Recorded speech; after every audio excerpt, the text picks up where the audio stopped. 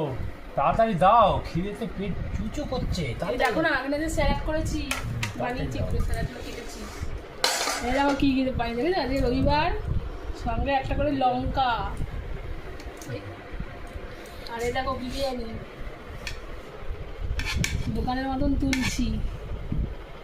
উল্টো কাটাচ্ছে, এই দিক দিয়ে কাটাতে হয়। লেগ পিস ছেলেকে দিস।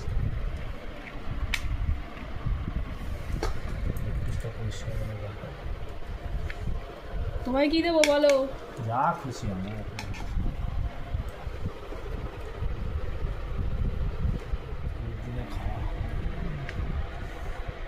কেমন আছে বিরিয়ানিটা?